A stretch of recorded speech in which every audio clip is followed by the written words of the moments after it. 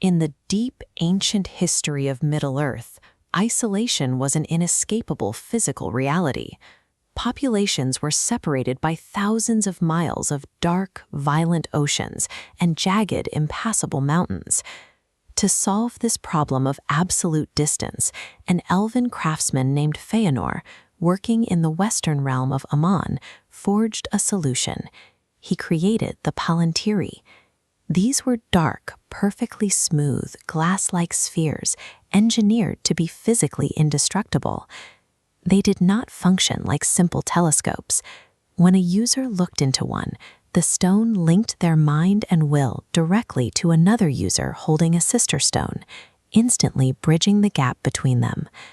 By erasing the physical barriers of geography, these spheres served as perfect, divine instruments of unity, allowing disparate peoples to understand one another across infinite distances.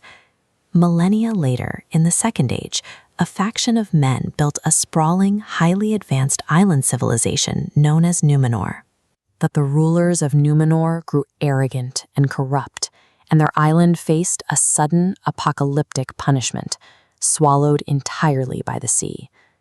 A captain named Elendil gathered the last of the island's faithful citizens into 9 ships, desperately escaping east toward Middle-earth, just as the landmass collapsed. Stowed carefully in the hulls of those escaping ships were 7 of Feanor's seeing stones. In a world rapidly losing its ancient magic, these 7 rescued spheres became the fragile, irreplaceable threads required to keep the exiled survivors connected. Upon landing in Middle-earth, Elendil established 2 sister kingdoms, Arnor in the frozen north and Gondor in the temperate south.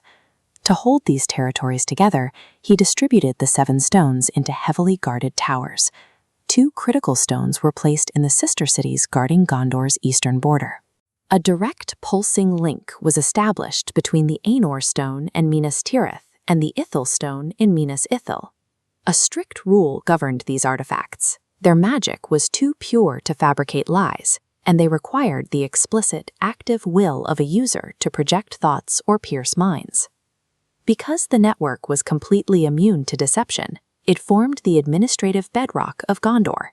A sprawling empire could now operate with a single united will across thousands of miles. That unity held until the Third Age, when Gondor's borders began to decay and the Dark Lord Sauron quietly rebuilt his forces. Sauron's Nazgul launched a devastating siege against Minas Ithil, capturing the White Tower and twisting it into the dreaded fortress of Minas Morgul. When the fortress fell, the Ithil-stone was ripped from its pedestal and taken directly into the hands of Sauron. Sauron could not alter the underlying mechanics of the stone. He could not force it to generate a lie. But his sheer dominating will allowed him to hijack the focal points of the network, strictly controlling exactly what the other stones saw.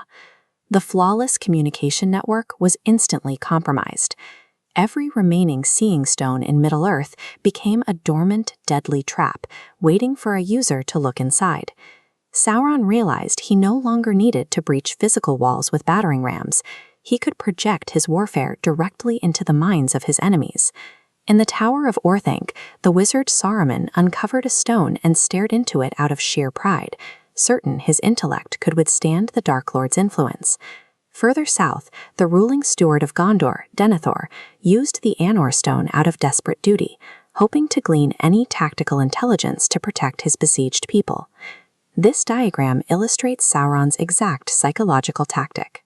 When Saruman and Denethor looked into the glass, Sauron fed them selective, entirely true visions of his multiplying armies, his logistical power, and his inevitable military victory. Because the stones were physically incapable of lying, Saruman and Denethor knew that every single soldier and weapon they saw was entirely real. The undeniable truth of Sauron's might shattered their resilience. Sauron didn't need to deceive their eyes. He simply flooded their vision with an objective truth devoid of hope, transforming their greatest intelligence asset into an instrument of mental subjugation.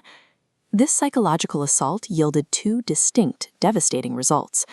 Sauron submitted to the terror, abandoning his allies to become a twisted, two-faced puppet for Mordor. Denethor, overwhelmed by the sheer, unmanageable scale of the threat he witnessed in the glass, was driven to absolute, suicidal despair.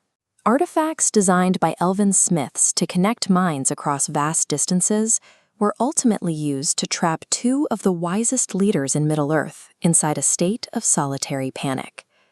A flawless tool of objective truth, when seized and curated by a malicious will, proves to be the deadliest weapon in existence.